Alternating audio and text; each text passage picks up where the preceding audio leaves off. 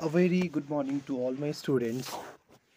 तो आज हम फोर्थ सेमेस्टर का पहला यूनिट का फर्स्ट टॉपिक हम स्टार्ट करने जा रहे हैं। तो जो हमारा बुक है that is genetics and evolutionary biology. ठीक है, तो आज हम जो जेनेटिक पार्ट है वो स्टार्ट करने जा रहे हैं। तो उसमें जो आपका पहला टॉपिक है that is the Mendelian genetics. ठीक है, तो हम मेंडेलियन जेनेटिक्स से स्टार्ट करेंगे। देन उसके बाद linkage maps and crossing over. तो सबसे पहले हम मेंडेलियन जेनेटिक्स को जानेंगे, फिर उसके बाद हम आगे जाएंगे। तो मेंडेलियन जेनेटिक्स में जाने से पहले इनहेरिटेंस के बारे में हम थोड़ा सा पढ़ेंगे। तो इनहेरिटेंस होता क्या है? So parents and offspring often share observable traits. तो आपने देखा होगा कभी, आपने कंपेयर किया होगा अपने आपको, तो आप या तो अपने फादर की तरह दिखते हैं या तो अपने मदर की तरह दिखते हैं, या तो आप में ऐसे ट्रेड्स रहते हैं जो दोनों पेरेंट्स से कंपेयर होता है, या आपके जो भी क्लोज रिलेशन में है, लाइक आपके अंकल हो या आपके ग्रैंडफादर हो या आपके ग्रैंड मदर हो, तो आपका जो कैरेक्टर्स है उनकी तरह मिलता है। तो आपने कभी सोचा कि आपका कैरेक्टर उनकी तरह क्यों मिलता है? Okay, why you look alike with your parents और योर ग्रैंड पेरेंट्स, आपने कभी सोचा है? ओके, या कभी कभार ग्रैंड पेरेंट्स और जो ग्रैंड चिल्ड्रंस है, आप और आपके दादाजी या आपके नाना जी, उनमें ऐसे कैरेक्टर्स देखने को मिलते हैं जो आपके पेरेंट्स में नहीं दिखता है। ठीक है, so why do traits disappear in one generation and reappear in another? ठीक है, तो ये क्यों होता है कि आपको एक जनरेशन में वो ट्रेड देखने को नहीं मिलता है और नेक्स्ट जनरेशन में आपको वो चीज़ देखने को मिलती है? तो एक्चुअल में होता क्या है, इसी को इनहेरिटेंस बोलते हैं। ठीक है, जो आपके पेरेंट्स में जो जीन्स हैं, आपके मदर या फादर में, वो इन द फॉर्म ऑफ या via sperm and ovum fuse होते हैं। फिर फ्यूज़ होने के बाद वो जाइगोट बनाते हैं, जाइगोट से फिर आपका डेवलपमेंट होता है। ठीक है, तो आप में दोनों पेरेंट्स के कैरेक्टर्स होते हैं। ओके, सो कभी कभार क्या होता है, जो आपके ग्रैंड पेरेंट्स हैं उसके जो कुछ कैरेक्टर्स हैं वो आपके पेरेंट्स में एक्सप्रेस नहीं हो पाते हैं, बट वो आपके अंदर आने के बाद वो एक्सप्रेस हो जाते हैं। ठीक है, तो आप में वो जो आपके ग्रैंड पेरेंट्स का करेक्टर है वो देखने को मिलता है, बट आपके फादर में वो या आपके मदर में वो कैरेक्टर देखने को नहीं मिलता है, क्योंकि उस टाइम पे वो रिसेसिव हो जाता है और जो आप में है वो डोमिनेंट या वो एक्सप्रेस हो पाता है। तो ये एक रीज़न है कि कुछ कैरेक्टर्स जो आपके फादर में नहीं दिखते हैं, आपके ग्रैंड फादर में है, वो आप में दिखता है। फॉर एग्ज़ाम्पल, आपको एग्ज़ाम्पल बता देता हूँ कि कुछ ऐसे बच्चे रहते हैं जिनके पेरेंट्स है वो शॉर्ट रहते हैं, बट उनके जो ग्रैंड पेरेंट्स है वो लॉन्ग रहते हैं। तो वो जो ग्रैंड चिल्ड्रन है वो भी, उनका जो वो है हाइट है वो भी टॉल रहता है, बट उसके पेरेंट्स क्या रहते हैं, स्मॉल रहते हैं, क्योंकि उनके पेरेंट्स में जो हाइट के लिए जो जीन है वो प्रॉपरली एक्सप्रेस नहीं हो पाया, बट उन ग्रैंड चिल्ड्रंस में वो जो जीन उनके पास प्रेजेंट है वो एक्सप्रेस हो गया, इसीलिए वो अपने ग्रैंड पेरेंट्स की तरह लंबे हैं, बट उनके जो फादर या मदर है वो हाइट में क्या है, छोटे हैं। तो डेफिनेशन देखेंगे हम पहले जेनेटिक्स। तो जेनेटिक्स क्या है? It is a branch of science या it's a branch of biology that deals with heredity. ठीक है, जो हेरिडिटी के साथ डील करता है उसको हम क्या बोलते हैं? जेनेटिक्स बोलते हैं, या उस ब्रांच को हम क्या बोलेंगे? उस ब्रांच को हम बोलेंगे जेनेटिक्स। ठीक है, तो हर ऑर्गेनिज्म में दो पेक्यूलियर फीचर्स रहते हैं। हर लिविंग ऑर्गेनिज्म में दो पेक्यूलियर फीचर्स रहते हैं, एक है इंडिविजुअलिटी और दूसरा रिप्रोडक्टिव पावर। ठीक है, इंडिविजुअलिटी मीन्स उसकी एक हम उसको बोलेंगे, मतलब वो दूसरे लोगों से वो डिफरेंट रहता है। ठीक है, तो उसका एक इंडिविजुअल कैरेक्टर्स हैं। ठीक है, जो दूसरों के साथ वो मैच नहीं करता है, चाहे वो उसके थिंकिंग में आप सोचो, या उसके फिजिकल बिहेवियर में देखो, या उसके मॉर्फोलॉजी में देखो, या उसके अपीयरेंस में देखो, तो वो उसमें एक इंडिविजुअलिटी रहती है, वो दूसरों के साथ हम उसको कंपेयर नहीं कर सकते हैं। ठीक है, उन दूसरों के साथ उसका कंपैरिजन नहीं है। ठीक है, तो उसकी खुद ही एक स्पेशलिटी है कि वो दूसरों से वो काफ़ी डिफरेंट रहता है। और दूसरा है रिप्रोडक्टिव पावर, ठीक है। तो रिप्रोडक्टिव पावर हर एक ऑर्गेनिज्म में रहता है कि वो रिप्रोडक्शन कर सके, उसमें वो कैपेबिलिटी रहती है कि वो रिप्रोड्यूस कर सके, नेक्स्ट जनरेशन वहाँ पे वो फॉर्म कर सके। तो ये दो पेक्यूलर फीचर्स है एक लिविंग ऑर्गेनिज्म की, okay. So though an organism is similar to other members of same species in certain fundamental characters, but also has certain peculiar features by which it can be differentiated from others. Okay, तो अगर हम एक species की बात करेंगे, होमो sapiens की बात करेंगे, तो होमो सेपियंस में बहुत सारी सिमिलैरिटीज़ हैं। जैसे कि हमारा जो अपीयरेंस है, हम क्या बोलते हैं, बाइपेडल है, ठीक है। हमारे पास 2 हाथ है, 2 पैर है, हमारे पास 2 आइज़ है, ठीक है। बाइनोकुलर हमारा व्यू है, ठीक है। हमारे पास ब्रेन है 1000 या 1200 सीसी का, ठीक है। हमारे पास स्पाइनल कॉर्ड है, हमारे पास हाफ सिंगल हार्ट है, ओके। सो ऐसे कैरेक्टर्स होमो सेपियंस में, जितने भी होमो सेपियंस है उनमें ऑलमोस्ट सेम रहता है। तो कुछ कैरेक्टर्स में ऑर्गेनिज्म क्या करते हैं, एक दूसरे के साथ सिमिलर रहते हैं, ठीक है। कुछ फंडामेंटल जो कैरेक्टर्स है, जो बेसिक है, ठीक है। बट कुछ फीचर्स हैं जो पेक्यूलर रहते हैं सच ऑर्गेनिजम्स में, ठीक है, जो उसको दूसरे स्पीशीज़ के, सेम स्पीशीज़ के दूसरे ऑर्गेनिज्म से डिफरेंट करता है। फॉर एग्जांपल, अगर मैं और आप में कंपैरिजन करेंगे तो हम दोनों में बहुत ही फ़र्क है, but we are the same, ठीक है। हमारे पास 2 हाथ 2 पैर है, वो सेम है। बट अगर हम अपीयरेंस में देखेंगे तो अपीयरेंस में हम दोनों में बहुत सारे चेंजेस है, हमारे मॉर्फोलॉजी में बहुत सारे चेंजेस हैं, हमारे क्या बोलते हैं, फेशियल जो फीचर्स है उसमें डिफरेंस है, ठीक है। हमारे बॉडी डेवलपमेंट में डिफरेंट है। बट जो फंडामेंटल कैरेक्टर्स है वो सेम रहेंगे, बट हम दोनों में भी क्या है, थोड़े से डिफरेंसेस है, हम एक दूसरे को डिफ्रेंशिएट कर सकते हैं, ओके। सो बाय रिप्रोडक्शन से क्या होगा, रिप्रोडक्शन से एक ऑर्गेनिज्म नेक्स्ट जनरेशन को जन्म देता है या नेक्स्ट जनरेशन को प्रोड्यूस करता है, ठीक है। और जो नेक्स्ट जनरेशन है, या तो वो अपने पेरेंट्स के साथ कुछ कैरेक्टर्स शेयर करेंगे, ठीक है, या एक दूसरे के साथ जो कैरेक्टर्स है वो शेयर करेंगे, बट वो एग्जैक्ट कार्बन कॉपी नहीं होंगे उनके, ठीक है। वो पेरेंट्स के कार्बन कॉपी नहीं होंगे। ऐसा नहीं कि वो पूरे मदर की तरह दिखता हो, या पूरे फादर की, लड़की होगा तो मदर की तरह दिखता हो, लड़का हो तो फादर की तरह दिखता हो पूरा। उनमें कुछ सिमिलरिटीज़ होती हैं, कुछ फीचर्स वो उन दोनों का मैच करता है, बट एग्जैक्ट कार्बन कॉपी वो नहीं होते हैं, ठीक है। तो ये जो ट्रांसमिशन है किसका, सिमिलरिटीज़ का एज वेल एज डिफरेंसेस का, ठीक है, एक जनरेशन से दूसरे जनरेशन को, उसको हम क्या बोलते हैं, हेरिडिटी बोलते हैं, ठीक है। तो ये जो ट्रांसमिशन होता है सेम करेक्टर्स का, फॉर एग्जांपल 2 पैर 2 हाथ, ठीक है, 2 आइज, तो वो ये करेक्टर सब में सेम रहता है, ठीक है।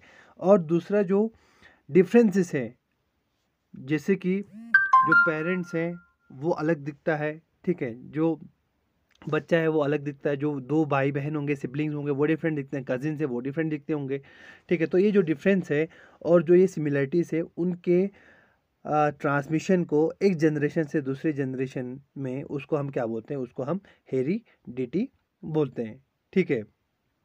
और वो ब्रांच जो इस करेक्टर्स के ट्रांसमिशन के साथ डील करता है, ठीक है। तो जो सिमिलर और डिफरेंट करेक्टर्स के ट्रांसमिशन के साथ डील करता है from one generation to next generation, उस ब्रांच ऑफ साइंस को या ब्रांच ऑफ बायोलॉजी को हम क्या बोलते हैं, उस ब्रांच ऑफ बायोलॉजी को हम जेनेटिक्स बोलते हैं, ठीक है। तो ये जो जेनेटिक्स है, उसको, इस टर्म को दिया था किसने, विलियम बैटिसन ने 1906 में, ओके। किसने दिया था, विलियम बैटिसन ने, याद रखना, इन 1906 में।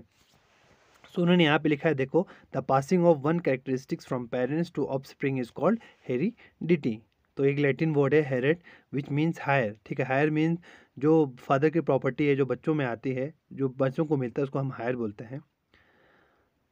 अब थोड़ा सा बैकग्राउंड हम देख लेंगे, तो ठीक है। Organism usually resembles their parent because they inherited certain traits from them. जो ऑर्गेनिज्म है अपने पेरेंट्स की तरह दिखते हैं, ठीक है। क्यों रिजेंबल करते हैं, पूरा दिखता नहीं है, मतलब रिजेंबल थोड़ा बहुत, क्योंकि उनमें वो ट्रेड्स इनहेरिट होते हैं जो उनके पेरेंट्स के पास प्रेजेंट है, ठीक है। So these characteristics variants called trade. तो ये जो कैरेक्टर्स है जो उनके पेरेंट्स से उन बच्चों को मिलता है, उनको हम क्या बोलते हैं, ट्रेड्स बोलते हैं, ठीक है। And are determined by genetic information on chromosome. और ये जो ट्रेड्स हैं वो कहाँ पे रहते हैं, मेनली क्रोमोजोम्स पे प्रेजेंट रहते हैं as a genetic information. So genetic information है, जीन हम किसको बोलेंगे, सेगमेंट ऑफ डीएनए, ठीक है। जो सेगमेंट ऑफ डीएनए उसको हम क्या बोलेंगे, जीन्स बोलेंगे। तो सबसे पहले हम मेंडल जेनेटिक्स से में एंटर होने से पहले हम थोड़ा सा मेंडल के बारे में थोड़ा सा पढ़ेंगे। So George Mendel, an Australian monk, carried out the first important studies on heredity in 1800। तो जो ये जॉर्ज मेंडल है वो क्या था, एक ऑस्ट्रेलियन मॉन्क था। Okay, so he carried out the first important studies on heredity in 1800। तो इसने 1800 में जो हेरिडिटी के ऊपर जो भी इम्पोर्टेंट स्टडीज़ है वो कराए थे। तो अगर हम जॉर्ज मेंडल की बात करेंगे तो वो 20 जुलाई 1822 को जन्मे थे, या उनका बॉर्न हुआ था एक पुअर फैमिली में, एक विलेज में जिसका नाम था हेजेनडॉर्फ, ठीक है, जो मॉर्वेन सिलिसियन बॉर्डर पे प्रेजेंट है ऑस्ट्रियन एम्पायर में, जिसको अभी चेकोस्लोवाकिया कहते हैं, ठीक है। तो उन्होंने जो उनका हाई स्कूल एजुकेशन है वो 18 साल की उम्र में ख़त्म किया था। तो बचपन में ही मेंडल वो एक गार्डनर का काम करते थे, ठीक है, अपने ही गार्डन में, और उसने जो बी कीपिंग है उस पर स्टडी किया था। तो 1840 से लेकर 1843 में मेंडल ने जो प्रैक्टिकल एंड थ्योरेटिकल फिलॉसफी है और फिज़िक्स उन्होंने की, फिज़िक्स में अपनी पढ़ाई ख़त्म की थी कि कहाँ से, philosophical institute of university of Olomouc में, ठीक है। तो उनके जो फिज़िक्स टीचर है उनके रिकमेंडेशन पे फेडरिक फ्रांस, तो वो एक ऑगस्टियन सेंट थॉमसन अबे इन बोर्नो, एक वो थे, क्या बोलते हैं उसको, गिरजाघर थे या एक रिलीजियस इंस्टीट्यूट थे, वहाँ पे उन्होंने ज्वाइन किया था। तो फिर वो वहीं पे ही एज ए प्रीस्ट काम करते थे। सो वहाँ पे उनको ये जो जॉर्ज जो नाम है वो पढ़ा था, ठीक है, क्योंकि उनकी रिलीजियस लाइफ की वजह से। सो 1851 में वो यूनिवर्सिटी ऑफ वेना में गए थे कुछ फॉर्मल एजुकेशन के लिए, ठीक है, जहाँ पे वो बहुत इन्फ्लुएंस हो गए थे अपने फिजिक्स प्रोफेसर से, जिनका नाम था क्रिस्टियन डॉपलर। ओके, तो इसी तरह उसी टाइम पे वो उन्होंने इस पे वर्क किया था, किस पे, मेनली पाइसम टाइम पे जो पी प्लांट था उस पे काम किया था। और 1884 6 जनवरी 1884 में उनकी मौत हो गई थी, ठीक है। उनके वर्क को इतना इम्पोर्टेंस नहीं मिला था उस टाइम पे, और बाद में उनके वर्क पे 90s में, ठीक है, 1990s में 3 साइंटिस्ट ने उनके काम पे काम को रीडिस्कवर किया था, और उनके मरने के बाद उनको नोबेल प्राइज़ मिला था।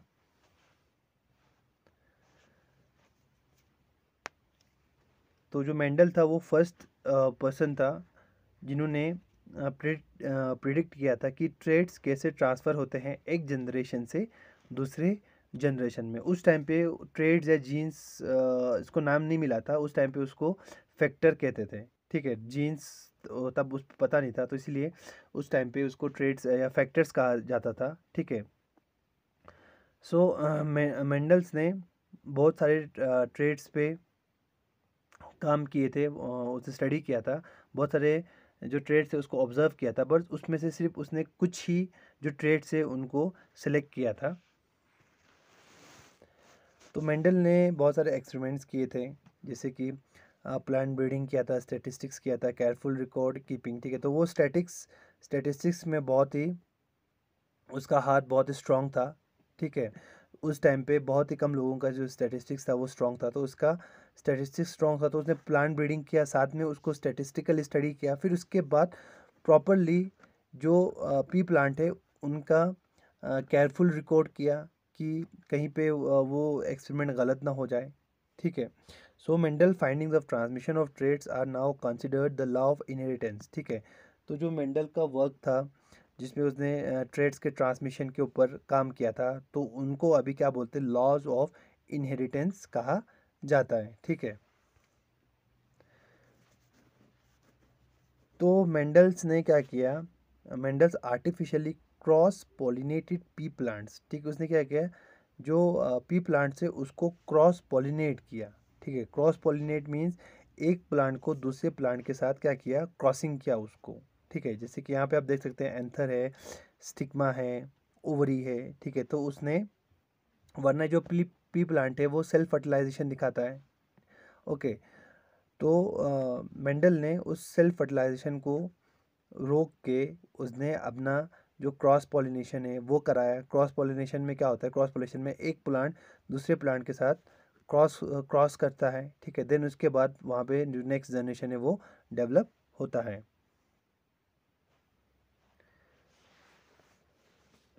तो मेंडल ने जो पी प्लांट है उसको चूज़ क्यों किया, ठीक है, क्या रीज़न था जो मेंडल ने पी प्लांट को चूज़ किया।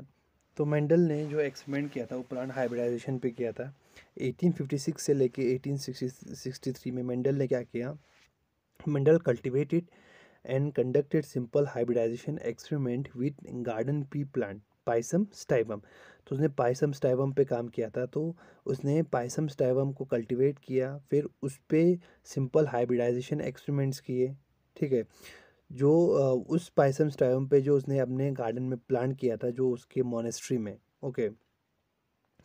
सो उसने पी प्लांट को सिलेक्ट किया अपने एक्सपेरिमेंट के लिए, not by chance but the result of his careful thinking as the pea plant had certain advantage over other plants, ठीक है। तो उसने बाई चांस पी प्लांट को सिलेक्ट नहीं किया, बल्कि बाई चॉइस उस पी प्लांट को सिलेक्ट किया, क्योंकि उसका जो केयरफुल थिंकिंग था, उसने पी प्लांट को कंसिडर ली या बहुत केयरफुली उसको नोटिस किया था, ठीक है। तो उस नोटिस की वजह से उसको जो पी प्लांट है वो ज़्यादा एडवांटेजियस लगा as compare to other plants. तो इसीलिए उसने पी प्लांट को चूज़ किया था फॉर हिट्स हाइब्रिडाइजेशन एक्सपेरिमेंट।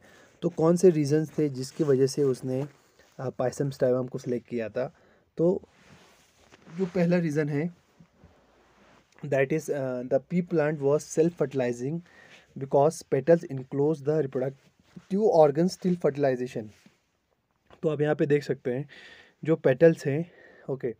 तो जो पेटल्स क्या करता था, जो रिप्रोडक्टिव ऑर्गन्स है उसको इंक्लोज करके रखता था, कब, जब तक फर्टिलाइजेशन ना हो, जब तक वो लोग प्रॉपरली मेच्योर ना हो और फर्टिलाइजेशन के लिए तैयार ना हो, तब तक जो रिप्रोडक्टिव ऑर्गन्स है they are enclosed in the petal, okay. So the self fertilisation through many generation helps in easily obtaining the pure line with constant traits in pea plants.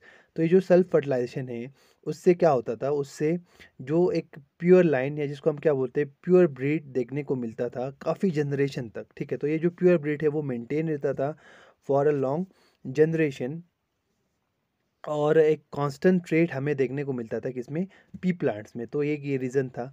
दूसरा, जो पी प्लांट था it was very easy to cultivate and from one generation to next look took only a single growing season, ठीक है।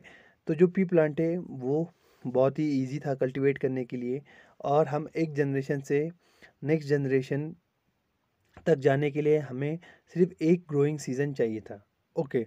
तो उसका एक जो short life period है वो भी एक रिस्पॉन्सिबल है, शॉर्ट लाइफ साइकिल और इजी कल्टीवेशन। तो एक दूसरा, ये दूसरा रीज़न था।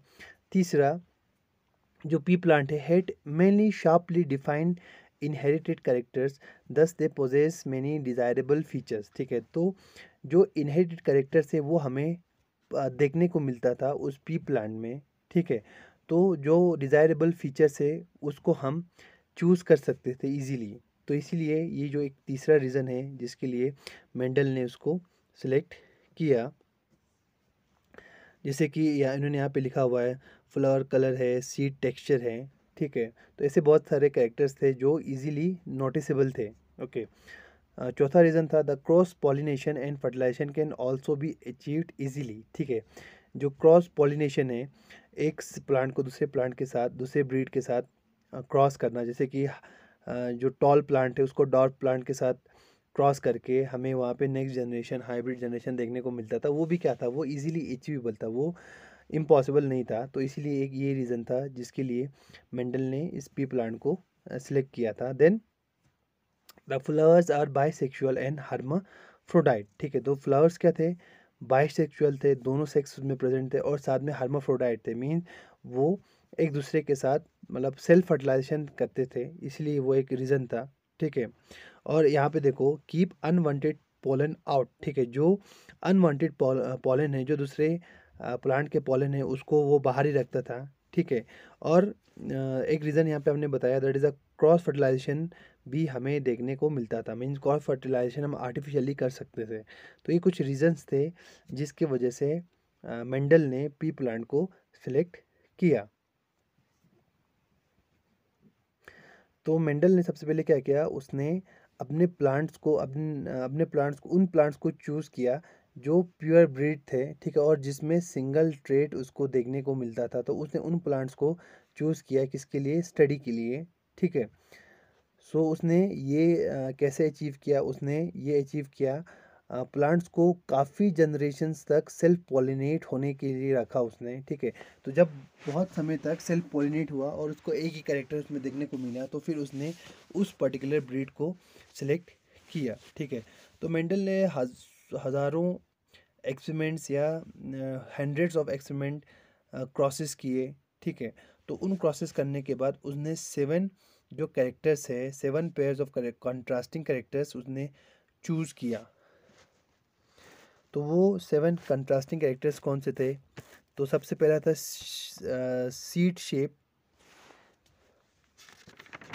तो अगर हम वेजिटेटिव बोलेंगे, और दूसरा अगर हम वेजिटेटिव और उसको हम डिफ्रेंशिएट करेंगे किस में, वेजिटेटिव और रिप्रोडक्टिव में, ठीक है।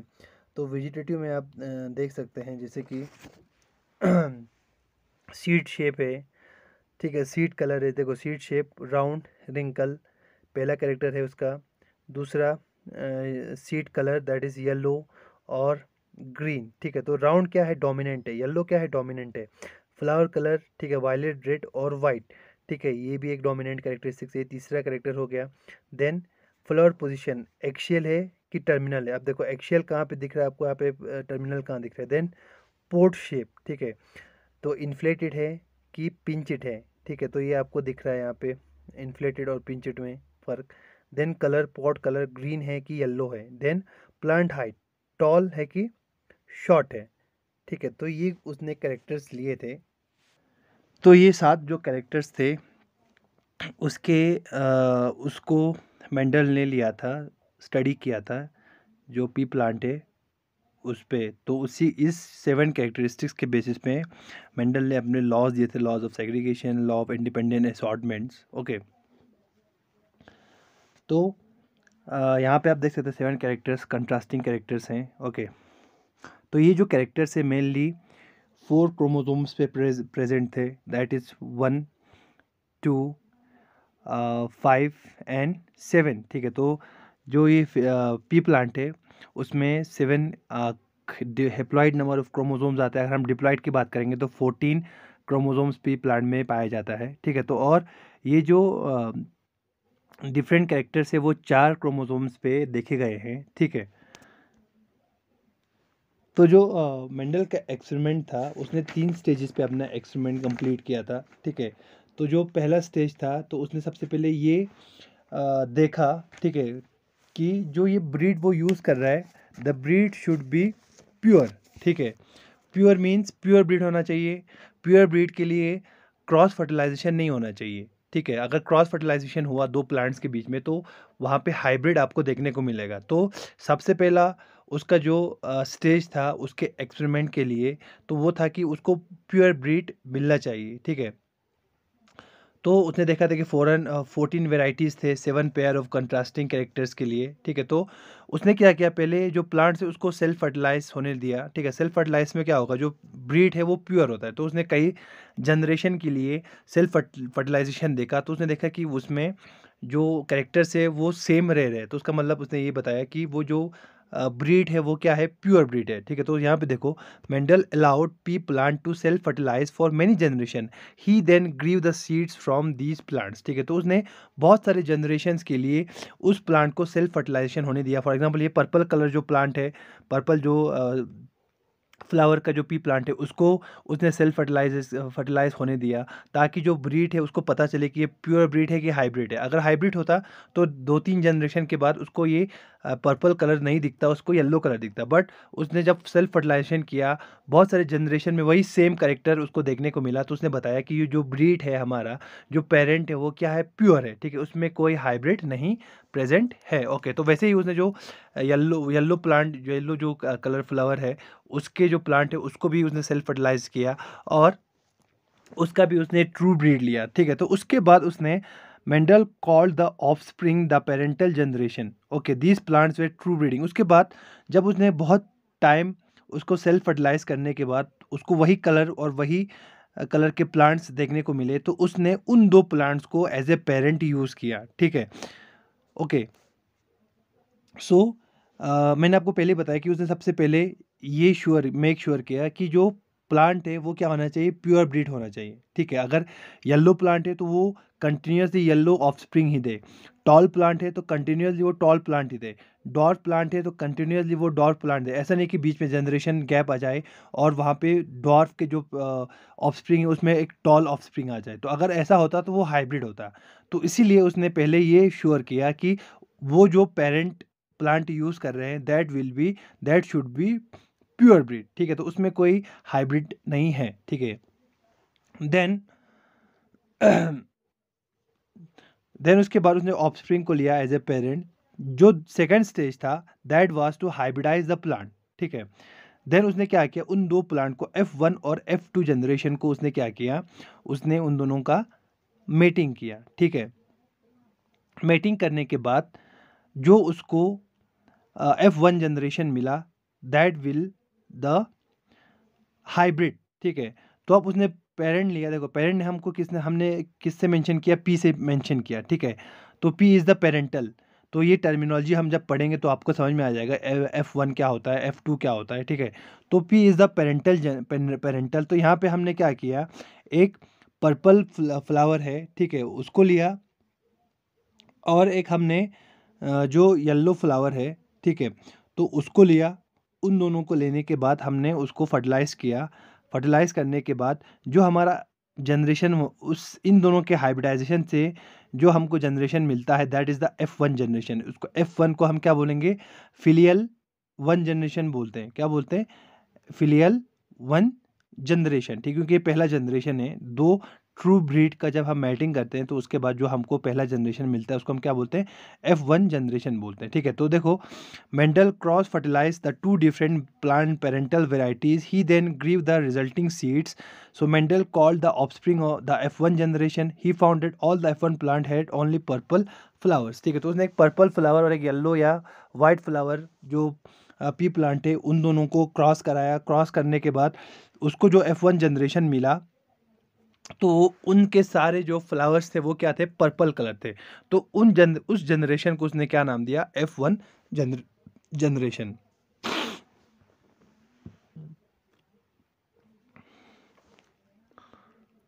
देन उसके बाद जो मेंडल है उसने तो ये किया, ठीक है। उसके बाद उसने रेसिप्रोकल क्रॉस भी कराया, ठीक है। रेसिप्रोकल क्रॉस मीन्स देखिए यहाँ पे देखो, male purple flower, female yellow flower, तो उसने उसका रेसिप्रोकल भी किया, मीन्स येलो मेल फ्लावर और पर्पल फीमेल फ्लावर, उसको हम रेसिप्रोकल बोलते हैं, ठीक है। तो आपको समझने के रेसिप्रोकल में ऐसे समझाने के लिए आपको बता रहा हूँ, ठीक है। फॉर एग्जांपल हमने एक ब्लैक कैट लिया और एक वाइट कैट लिया, black cat is the male, white cat is the female, इन दोनों का मेटिंग किया, ठीक है। तो अगर उसी का हमने रेसिप्रोकल किया, रेसिप्रोकल मीन्स पहले हमने ब्लैक मेल लिया था, अब हम ब्लैक फीमेल लेंगे और वाइट फीमेल लेंगे, तो उसको हम क्या बोलेंगे, रेसिप्रोकल क्रॉस बोलते हैं। तो उसके बाद जो सेकंड उसका जो थर्ड स्टेप था that is Mendel experiment was to let the F1 plant pollinate themselves. Plant thus produced were called second filial or F2 generation. Similarly, F3, F4, etc. were also obtained. उसके बाद जो F1 generation था, ये देखो F1 generation, उसने उसको self fertilise होने के लिए या उनको पोलिनेट होने के लिए ऐसे ही रख दिया, ठीक है। तो उसके साथ कोई छेड़छाड़ नहीं किया, वो पोलिनेट हुए खुद ब खुद। पोलिनेट होने के बाद जो जनरेशन हमको देखने को मिलता है, ठीक है, तो जो नेक्स्ट जनरेशन है उसमें पर्पल फ्लावर के प्लांट्स भी थे और कुछ येलो फ्लावर के प्लांट्स भी थे, ठीक है। तो उसने जो दूसरा जनरेशन है उसको उसने क्या क्या नाम दिया, F2 जनरेशन या सेकंड फ्लियल जनरेशन, ठीक है। तो अब यहाँ पे देख सकते हो डायग्राम में, Mendel allowed the F1 generation plants to self fertilise as before he grew the seeds from this plant, ठीक है। तो उसने इस प्लांट्स को, जो F1 जनरेशन है हमारा, उसको सेल्फ फर्टिलाइज होने दिया। सेल्फ फर्टिलाइज होने के बाद जो नेक्स्ट जनरेशन हमको मिलता है, उसने उसका क्या नाम दिया, Mendel called the offspring the F2 generation. White flowers reappeared of the 929 plants he grew, 705 had purple flowers and 224 had white flowers, ठीक है।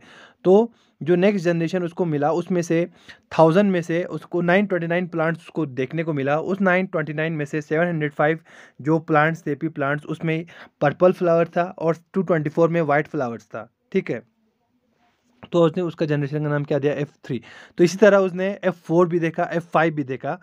तो इसी तरह वो देखते गया जनरेशन, ठीक है। तो ये कुछ टर्मिनोलॉजी है।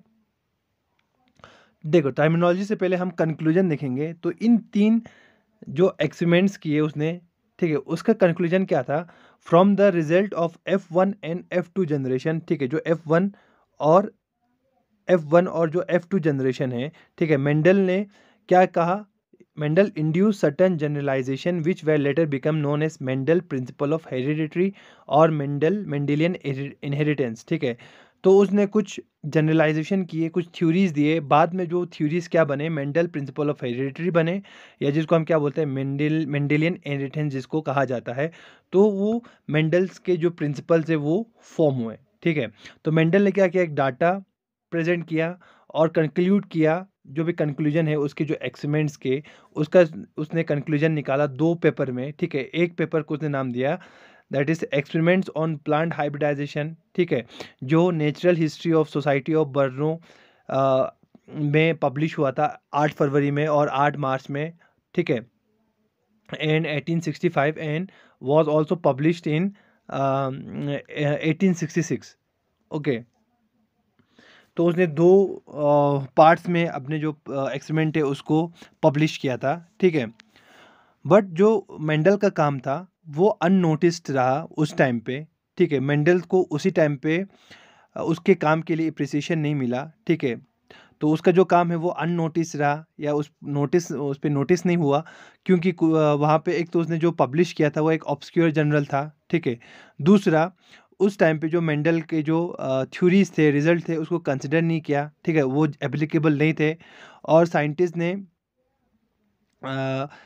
कंक्लूड किया था कि it is not applicable only to certain categories of species और ट्रेड्स, ठीक है।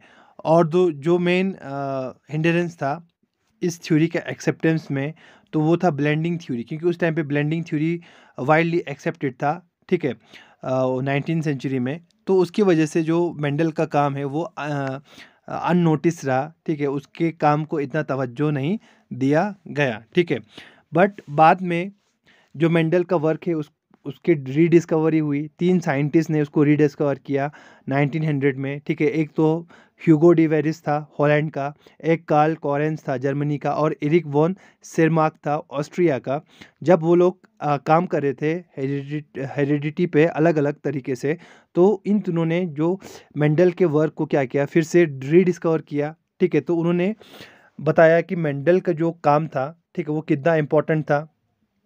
और उन्होंने वही जो मेंडल के जो एक्सपेरिमेंट्स थे उन्होंने दूसरे प्लांट्स और एनिमल्स पे अप्लाई किए, ठीक है। सो मेंडल्स को इसी कंट्रीब्यूशन के लिए, जेनेटिक्स या इनहेरिटेंस में जो कंट्रीब्यूट किया उसने, उसके लिए उसको फादर ऑफ जेनेटिक्स कहा गया। टर्मिनोलॉजी है पे हम वो जानेंगे मेंडल जो इनहेरिटेंस है वो पढ़ने से पहले, मेंडल्स के लॉस पढ़ने से पहले। तो ये जानना बहुत इंपॉर्टेंट है। तो सबसे पहले हम बात करेंगे ट्रेड की। तो ट्रेड क्या होता है, any characteristics that can be pass from parent to offspring. तो कोई भी कैरेक्टरिस्टिक्स जो पेरेंट से उसके ऑफस्प्रिंग में पास होता है या इनहेरिट होता है, उसको हम क्या बोलते हैं, ट्रेड बोलते हैं। फॉर एग्जाम्पल, आपके पेरेंट्स के आइज़ ब्लू कलर हैं, आपके भी ब्लू कलर्स हैं, तो दैट इज़ द ट्रेड, ठीक है। आपके पेरेंट्स लंबे हैं, आप भी लंबे हो, दैट इज़ द ट्रेड, ठीक है। आपके पेरेंट्स छोटे हैं, आप छोटे हो, दैट इज़ द ट्रेड। आपके पेरेंट्स गोरे हैं, आप गोरे हो, दैट इज़ द ट्रेड। तो वो पर्टिकुलर जीन पे डिपेंड करता है। देन उसके बाद हेरिडिटी क्या होता है, passing of traits from parent to offspring. तो हेरिडिटी हम किसको बोलेंगे, जब उन ट्रेड्स का पेरेंट्स से बच्चों में ट्रांसफ़र होता है उसको हम क्या बोलते हैं, that is the heredity. Then genetics क्या होता है, स्टडी ऑफ हेरिडिटी। जब हम इस हेरिडिटी के बारे में पढ़ते हैं तो उसको हम क्या बोलते हैं, that is the genetics. Then अब क्रॉसेस रहते हैं जेनेटिक्स में, एक है मोनोहाइब्रिड क्रॉस, दूसरा रहता है डाईहाइब्रिड क्रॉस। ओके, तो मोनोहाइब्रिड क्रॉस क्या होता है, तो cross involving a single trade. For example हम एग्जांपल लेंगे टॉल, ठीक है, टॉल और डॉर्फ, ठीक है, एक प्लांट का हम पर्टिकुलर ट्रेड लेंगे तो हम उसको क्या बोलेंगे, मोनोहाइब्रिड क्रॉस। फॉर एग्जांपल हम एक टॉल प्लांट को एक डॉर्फ प्लांट के साथ क्रॉस कराएंगे तो उसको हम क्या बोलते हैं, मोनोहाइब्रिड क्रॉस। मीन्स मोनोहाइब्रिड, उसमें सिर्फ एक ही कैरेक्टर हम ले रहे हैं, ठीक है, that is the size of the या लेंथ ऑफ द प्लांट, ठीक है। तो वो टॉल है या डॉर्फ है, लंबा है छोटा है, तो वो उसका साइज है, ठीक है, प्लांट का जो साइज है वो है, ठीक है। इसके उसको हम बोलेंगे मोनोहाइब्रिड क्रॉस। या एग्जांपल आप फ्लावर कलर ले लो, purple and white, that is एक trait, particular trait, single trait, ठीक है, तो उसको हम क्या बोलेंगे, तो मोनोहाइब्रिड। उसके बाद रहते हैं dihybrid cross. Dihybrid cross में हम दो कैरेक्टर्स लेते हैं, ठीक है। For example flower colour and plant height, ठीक है, हम ऐसा बोलेंगे कि इस प्लांट के कलर और हाइट को हम लेंगे। फॉर एग्जांपल एक टॉल प्लांट जिसके पर्पल फ्लावर्स है उसको हम मैट करेंगे या फर्टिलाइजेशन कराएंगे किसके साथ, एक डॉर्फ प्लांट है जिसके वाइट फ्लावर्स है, ठीक है। तो इसमें हम दो कैरेक्टर्स ले रहे हैं या दो ट्रेड्स ले रहे हैं, उसको हम क्या बोलेंगे, डाई हाइब्रिड क्रॉस, ठीक है। मोनोहाइब्रिड में हम सिंगल कैरेक्टर ही लेते हैं, जैसे कि प्लांट हाइट होगा या प्लांट सीड कलर होगा या सीड शेप होगा, ठीक है। तो अगर एक एक सिंगल कैरेक्टर्स लेंगे तो हम उसको क्या बोलेंगे, मोनोहाइब्रिड बोलेंगे। अगर हम दो कैरेक्टर्स लेके क्रॉस करा रहे हैं या फर्टिलाइजेशन करा रहे हैं तो उसको हम क्या बोलते हैं, डाई हाइब्रिड क्रॉस, ठीक है। तो पुनेट सुकेर, तो वो जो साइंटिस्ट है पुनेट, उसने दिया था। तो ये मेनली जो जेनेटिक प्रॉब्लम्स है उसको सॉल्व करने के लिए, फॉर एग्जांपल यहाँ पे आप देख सकते हैं ग्रीन कलर के लिए हमने स्मॉल ए यूज़ किया है, येलो कलर के लिए हमने कैपिटल ए यूज़ किया है। तो अब देखो, तो यहाँ से दो जीन्स फॉर्म होंगे, कैपिटल ए, और ग्रीन कलर से हमको दो जीन्स मिलेंगे, दैट इज स्मॉल ए, दो गेमेट्स मिलेंगे, स्मॉल ए, ठीक है। जब कैपिटल ए दोनों मैच होगा तो हमें कैपिटल ए, यहाँ पे कैपिटल ए, ओके, यहाँ पे कैपिटल ए, यहाँ पे कैपिटल ए, यहाँ पे कैपिटल ए, ओके। तो हमें चारों जो हमारे ऑफ स्प्रिंग्स मिलेंगे वो क्या मिलेंगे, वो येलो कलर के मिलेंगे। तो इस सुकेर को हम क्या बोलते हैं, पुनेट सुकेर। तो यहाँ पे हमने दो सिर्फ सिंगल कैरेक्टर यूज़ किया है, तो अगर हम दो कैरेक्टर यूज़ करेंगे तो ये जो पुनेट सुकेर है वो बड़ा हो जाएगा, ओके। तो यहाँ पे देखो हमने टॉल और डॉर्फ के लिए यूज़ किया है। यहाँ पे सिर्फ टॉल टॉल को हमने क्रॉस किया, इस साइड पे हमने टॉल डाई हाइब्रिड को क्रॉस किया, यहाँ पे हमने एक प्योर ब्रीड और एक हाइब्रिड को क्रॉस किया। यहाँ पे अब देखो दोनों क्या है, दोनों प्योर ब्रीड है, ओके। तो वो आपको समझ में आएगा बाद में। तो यहाँ पे और कुछ टर्म्स है जैसे कि अलील्स, ठीक है। अलील्स किसको बोलते हैं, टू फॉर्म से जीन, डोमिनेंट एंड रिसेसिव। अलील बोलेंगे हम पर्टिकुलर जीन को। फॉर एग्जांपल जो हाइट है उसके लिए जो फैक्टर रिस्पॉन्सिबल है that is the capital T, ठीक है। तो हमें पता है हमारे बॉडी में दो क्रोमोसोम्स प्रेजेंट रहते हैं। फॉर एग्जांपल ह्यूमंस में टोटल 46 क्रोमोसोम है, बट वो पेयर में है, ठीक है।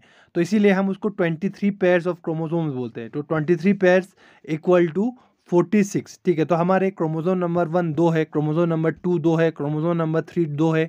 तो हर जो क्रोमोसोम नंबर है तो वो क्या है, वो दो दो है। वैसे ही इनमें भी रहता है दो क्रोमोसोम। तो अगर एक करेक्टर हम यूज़ कर रहे हैं, फॉर एग्जाम्पल कैपिटल टी, ठीक है, तो कैपिटल टी अगर एक क्रोमोसोम क्रोमोसोम नंबर 1 पे कैपिटल टी प्रेजेंट है और उसका जो दूसरा पेयर है होमोलोगस पेयर जहाँ पे स्मॉल टी प्रेजेंट होगा तो हम उसको क्या बोलेंगे, अलील बोलेंगे, ठीक है। तो अलील तो मैं आपको दिखा दिखा देता हूँ बाद में, ठीक है। अलील हम उसको बोलेंगे। तो हमेशा एक डोमिनेंट अलील रहता है, एक रेसेसिव अलील रहता है, ठीक है। डोमिनेंट हमेशा एक्सप्रेस होता है, रेसेसिव एक्सप्रेस नहीं हो पाता है डोमिनेंट के प्रेजेंस में। जब डोमिनेंट नहीं होगा तभी रेसेसिव एक्सप्रेस होता है। तो आप देखो डोमिनेंट क्या है, stronger of two genes express in the hybrid. जब हाइब्रिड होगा कैपिटल टी स्मॉल टी, ठीक है, आप कंसिडर करो कैपिटल टी स्मॉल टी। तो कैपिटल टी स्मॉल टी क्या है,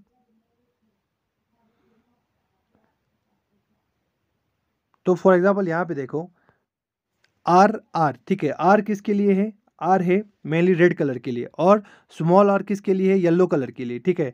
जब हम येलो फ्लावर प्लांट को रेड फ्लावर प्लांट के साथ क्या करेंगे, क्रॉस फर्टिलाइज करेंगे, तो जो हमको F1 जनरेशन मिलेगा वो क्या मिलेगा, कैपिटल आर स्मॉल आर। जितने भी F1 जनरेशन है वो क्या मिलेंगे, कैपिटल आर स्मॉल आर, ठीक है। तो अब कैपिटल आर क्या है, डोमिनेंट है, ठीक है। तो डोमिनेंट हमेशा एक्सप्रेस होता है, ओके। तो इसीलिए अगर डोमिनेंट एक्सप्रेस नहीं होता तो हमको यहाँ पे येलो और रेड का क्या दिखना चाहिए, हमको हाइब्रिड दिखना चाहिए। बट यहाँ पे आर एक्सप्रेस हो रहा है और स्मॉल आर एक्सप्रेस नहीं हो पा रहा है। डोमिनेंट आर क्या है, कैपिटल आर डोमिनेंट है, स्मॉल आर रिसेसिव है। तो कैपिटल आर यहाँ पे एक्सप्रेस होगा, स्मॉल आर एक्सप्रेस नहीं होगा, तो हमको कलर क्या देखने को मिलेगा, रेड कलर देखने को मिलेगा, ओके। तो डोमिनेंट स्ट्रॉन्गर है दोनों जीन्स में से। जब हाइब्रिड होगा तो this is the hybrid, capital R small R क्या है, हाइब्रिड है, ठीक है। Capital R pure breed, small R क्या है, प्योर ब्रीड है। जब इन दोनों का फर्टिलाइजेशन होता है तो हमको हाइब्रिड मिलता है आर आर, ठीक है, कैपिटल आर स्मॉल आर। तो वो क्या बोल रहा है, एक हाइब्रिड में जो स्ट्रॉन्गर जीन है दैट इज द डोमिनेंट, और डोमिनेंट को हम हमेशा कैपिटल लेटर के साथ एक्सप्रेस करते हैं या रिप्रेजेंट करते हैं, ठीक है। और रेसेसिव क्या है, रेसेसिव वो जीन है जो एक हाइब्रिड में एक्सप्रेस नहीं हो पाता है, ठीक है। तो इसीलिए हम उसको रिप्रेजेंट करते हैं लोअर केस से, that is the lower case letter से, स्मॉल आर, ठीक है। जब डोमिनेंट प्रेजेंट होगा तो जो ये रेसेसिव है वो एक्सप्रेस नहीं होता है, ठीक है। जब डोमिनेंट प्रेजेंट नहीं होगा तो रेसेसिव क्या होता है, एक्सप्रेस हो पाता है। देन जीनोटाइप, जीनोटाइप क्या होता है, gene combination for a trait, ठीक है। जब हम एक जीन कम्बिनेशन देख रहे हैं तो that is a genotype. For example ये देखो, R R, capital R small R, capital small R, these are the genotype, ठीक है। क्या है, जीनोटाइप है। अब फिनोटाइप क्या है, that is the morphological appearance, ठीक है, वो कैसे दिखते हैं। For example red, red yellow, that is the phenotype, ठीक है। तो फिनोटाइप सिमिलर हो सकता है but genotype is not similar. तो यहाँ पे देखो फिनोटाइप क्या है, दो फ्लावर्स के, that is the red red, ठीक है। बट अगर हम बीच वाले रेड का जीनोटाइप देखेंगे तो जीनोटाइप क्या है, R capital R small R, ठीक है। तो जीनोटाइप क्या है, डिफरेंट है, बट फिनोटाइप क्या है, दोनों का सेम है, red red, but genotype capital R small R. और इस वाले रेड का देखो जीनोटाइप आर आर, ठीक है। तो जो जेनेटिक मेकअप है उसको हम क्या बोलते हैं, जीनोटाइप बोलेंगे, और जो फिजिकल अपीयरेंस है दैट इज द फिनोटाइप। तो red white is the phenotype and capital R small R is the genotype, ठीक है। तो देखो genotypes of allele, red flower के लिए कैपिटल आर है, येलो फ्लावर के लिए स्मॉल आर है, ठीक है। So all gene occurs in pair, so two alleles affect a characteristics. तो जितने भी जीन्स हैं वो हमेशा दो पेयर्स में रहते हैं, ठीक है, या पेयर में रहते हैं। तो जीनोटाइप देखो कैपिटल आर रेड के लिए है, स्मॉल आर येलो के लिए। जब इन दोनों का फर्टिलाइजेशन होगा और जो हाइब्रिड यहाँ पे देखने को मिलेगा that is the capital R small R, ठीक है। तो इसका फिनोटाइप क्या है, डिफरेंट है, जीनोटाइप क्या है, डिफरेंट है, R R capital R small R. But genotype क्या है, genotype is same as the red, ठीक है, that is the R R, ठीक है। रेड उस कलर क्या होगा, रेड होगा, बट जीनोटाइप क्या है, डिफरेंट है, ओके। देन होमोजाइगस क्या होता है, हेटेरोजाइगस क्या होता है। होमोजाइगस जीनोटाइप हम किसको बोलेंगे, gene combination involving two recessive, two dominant और टू रेसेसिव जीन। देखो कैपिटल आर इसको हम क्या बोलेंगे, इसको हम होमोजाइगस बोलेंगे, होमोजाइगस डोमिनेंट बोलेंगे। स्मॉल आर उसको हम क्या बोलेंगे, होमोजाइगस रेसेसिव बोलते हैं, ठीक है, जिसको हम प्योर ब्रीड भी कहते हैं। आप हेटेरोजाइगस क्या, हेटेरो मीन्स डिफरेंट, ठीक है। तो इसमें एक जीन डोमिनेंट होगा, एक जीन रेसेसिव होगा, ठीक है। फॉर एग्जांपल एक हाइब्रिड में कैपिटल आर स्मॉल आर है, ठीक है। तो एक जीन क्या है, डोमिनेंट है, और एक जीन क्या है, एक अलील क्या है, वो रेसेसिव है। तो इस टाइप के फिनोटाइप को हम क्या बोलेंगे, हेटेरोजाइगस जीनोटाइप, ओके। और ऊपर वाले को जिसमें दोनों कैपिटल और दोनों स्मॉल है, जिसको हम क्या बोलेंगे, होमोजाइगस, ओके। देन हमने ऑलरेडी कहा कि हमने पाइसेस स्टाइवम को क्यों उसने चूज़ किया।